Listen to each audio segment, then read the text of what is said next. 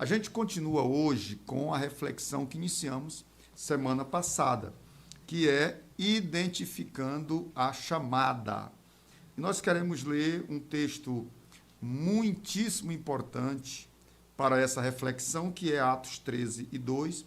Apesar de ser um texto aí muito conhecido, também é o texto áureo, né, desse tema, por assim dizer, da chamada missionária.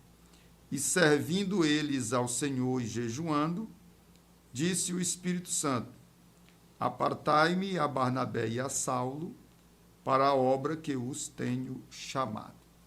Então, esse é o texto da nossa reflexão e o nosso tema de hoje é identificando a chamada. Como saber se eu sou chamado? E nós queremos orar com você nesta oportunidade, pedindo a bênção do Senhor sobre o nosso movimento missionário, né? Senhor Deus, nosso Pai querido, muitíssimo obrigado por mais este encontro do nosso movimento missionário maranhense nesta segunda-feira. Abençoa os nossos missionários que estão nos mais diversos campos nesse estado e fora do estado, do Brasil. Senhor, abençoa todos os líderes de missões, promotores de missões que estão acompanhando aí a nossa programação. Senhor, oramos a Ti, meu Pai, para que a Tua bênção alcance cada campo missionário e o Teu nome seja glorificado em tudo. Amém. Meus irmãos, a gente vai meditar nesse tema tão importante, identificando a chamada, como saber se eu sou chamado. Muito bem, nós queremos dizer que na live passada nós trouxemos a reflexão de que a identificação da chamada ela se dá em dois contextos. No contexto individual,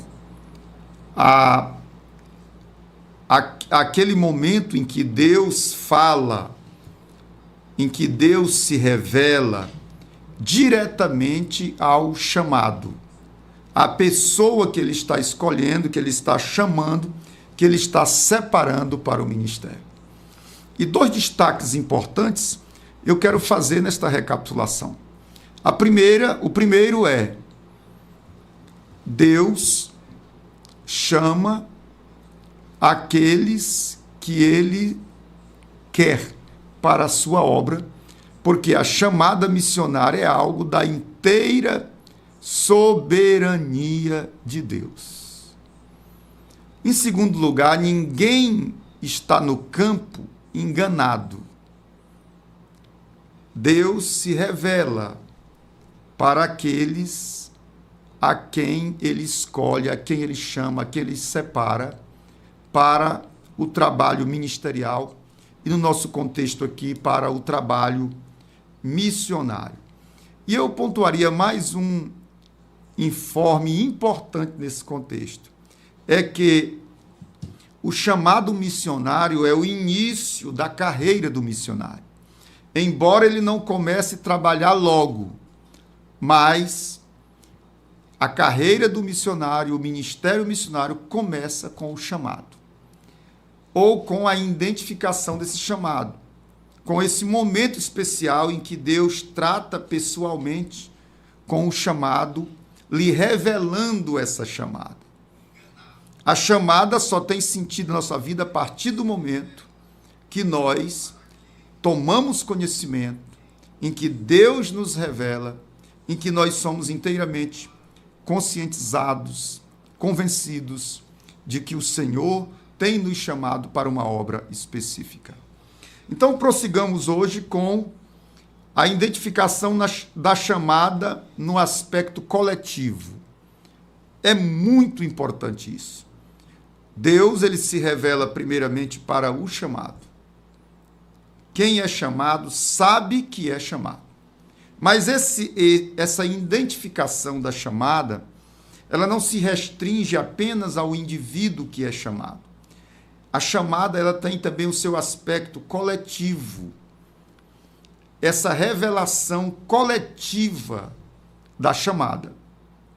Vejamos na reflexão de hoje essa verdade que além de Deus se revelar, ou revelar a chamada para aqueles que são chamados por Ele, Ele também revela essa chamada para o nosso líder e, consequentemente, para o seu povo, para a igreja.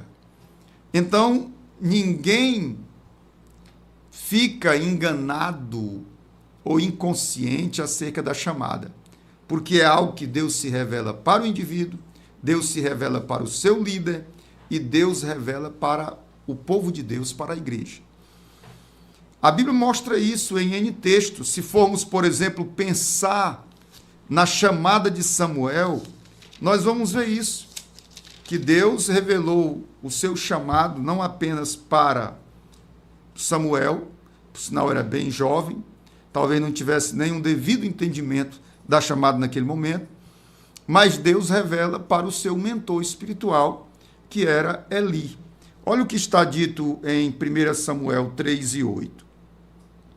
O Senhor, pois, tornou a chamar Samuel terceira vez, e ele se levantou e foi a Eli, e disse: Eis-me aqui, por que tu me chamaste?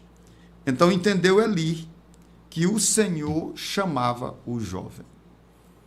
Eli, o líder espiritual de Samuel, entendeu que Deus estava chamando ele para a obra do ministério. E essa expressão é corroborada pelos versos 18 a 20. Então Samuel lhe contou todas aquelas palavras e nada lhe encobriu. E disse ele: o Senhor, faça o que bem parecer aos seus olhos.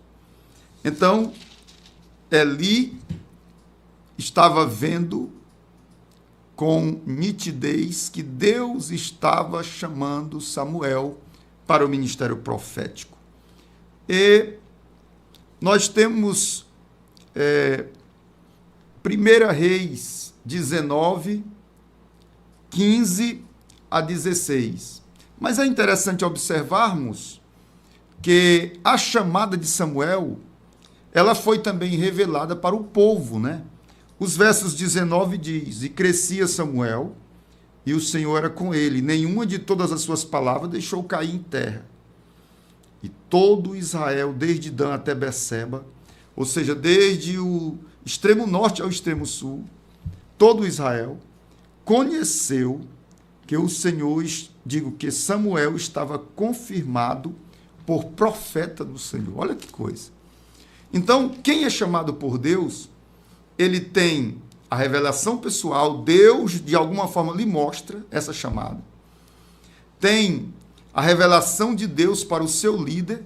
Comumente, quando o nosso líder nos identifica para o trabalho ministerial, ele viu em nós essa chamada. E o povo de Deus, a igreja, vê essa chamada na vida daqueles que são chamados. Veja que no caso de Samuel, a Bíblia diz que todo Israel, desde Dan até Berseba, conheceu que Samuel estava confirmado por profeta do Senhor. Isso se repete também no ministério de Eliseu. Se não vejamos os textos de 1 Reis 19, 15 e 16. O texto vai nos dizer da seguinte forma: E o Senhor disse: Vai, volta pelo teu caminho para o deserto de Damasco, vem e unge a Azael, rei sobre a Síria, também a Jeú, filho de Ninzi, ungirás rei de Israel, e também Eliseu, filho de Safate, de Abel Meolá, ungirás profeta em teu lugar. Deus revelou nitidamente a Elias, o mentor espiritual de Eliseu, o líder espiritual de Eliseu, que ele deveria ungir a Eliseu como seu sucessor, como profeta em seu lugar. Olha que coisa linda. Então o Senhor está mostrando aí, não é, ao líder espiritual de Eliseu, a chamada de Eliseu. E nós vamos ver em 2 Reis, no capítulo de número 2 e o verso 15, que essa chamada ela é também confirmada ao povo. O texto vai nos dizer da seguinte forma: vendo-o, pois, os filhos dos profetas que estavam defronte de Jericó, disseram: o espírito de Elias repousa sobre Eliseu. E vieram-lhe ao encontro e se prostraram diante dele em terra.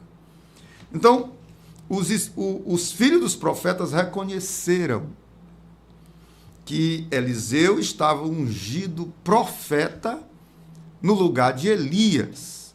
Que coisa linda! Então, a chamada de Deus, ela é identificada, ela é revelada na vida daquele a quem Deus chama, na vida da sua liderança ou do seu líder e na vida do povo com quem ele trabalha. Então, a chamada é algo que se torna explícito para o chamado, para o seu líder, para o povo de Deus com quem ele trabalha.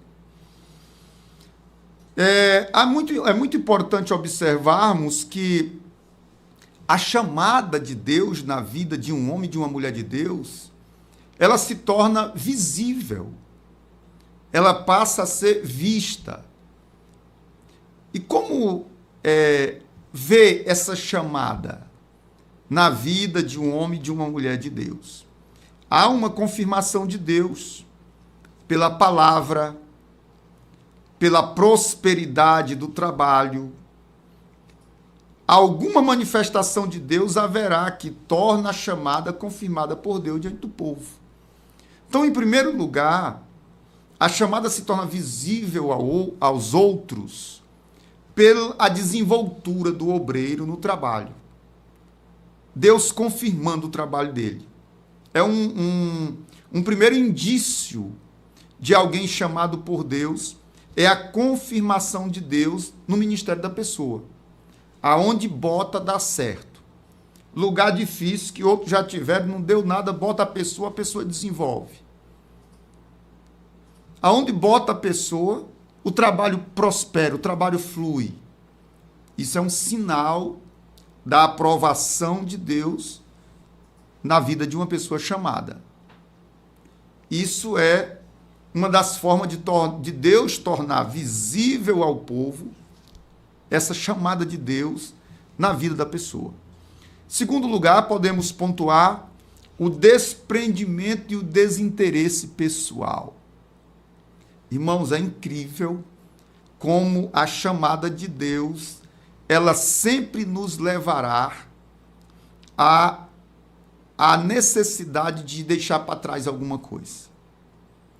No caso do profeta Eliseu, quando Elias foi ungí-lo, a Bíblia diz que ele pegou os carros de boi com que ele trabalhava, pegou o boi ou um dos bois com que ele trabalhava, e diz a Bíblia que ele fez um churrasco, pegou o arado, fez um churrasco e se despediu da sua família, dos seus amigos, deixando para trás, o seu trabalho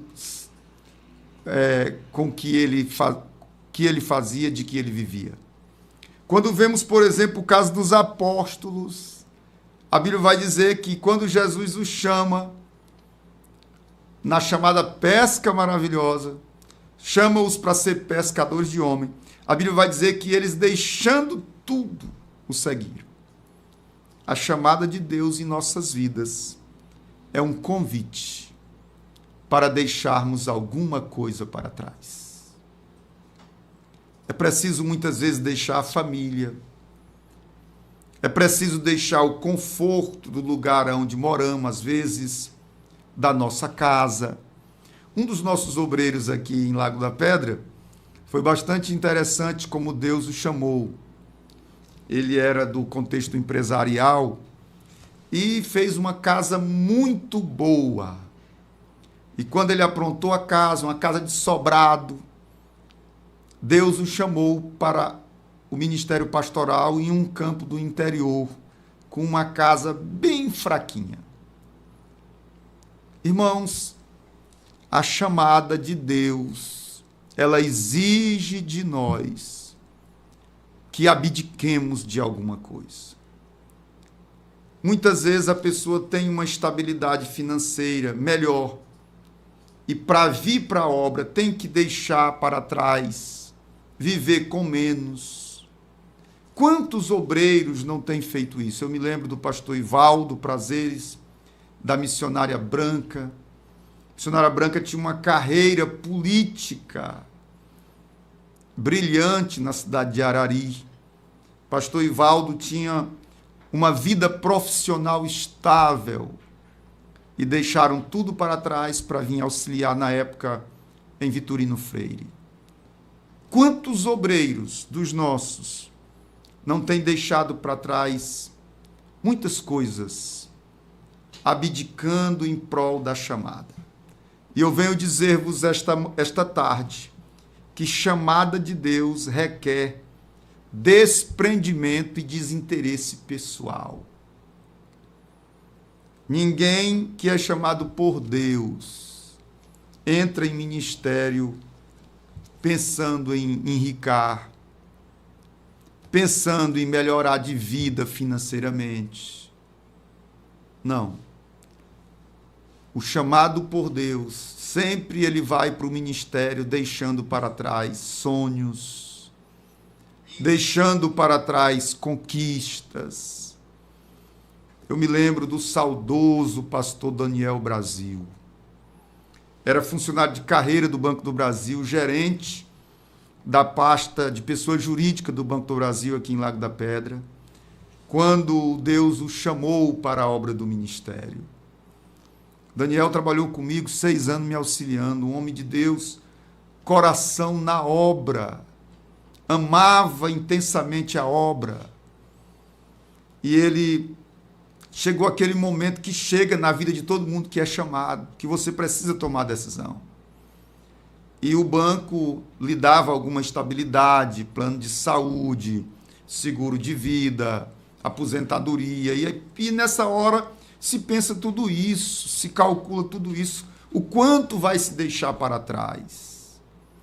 Mas aquele que tem uma chamada de Deus ardendo no seu coração, o que mais lhe importa é atender o chamado divino. E aquele homem de Deus abdicou, deixou tudo para trás. Eu me lembro que no culto de despedida dele, ele cantou aquele hino de J. Neto, abro mão dos meus sonhos, do que a vida me deu, digo não para os meus planos, e sim para o teu chamado, mais ou menos assim a letra do hino. Muito forte. Chamada de Deus exige de nós desprendimento e desinteresse pessoal. Sempre será necessário abdicar de alguma coisa. E nós não podemos ir para o campo nos lamentando. Aqui está assim, está assado, eu vivi assim. Não. É uma escolha que nós fazemos com consciência, abdicando dos nossos sonhos para viver os sonhos de Deus.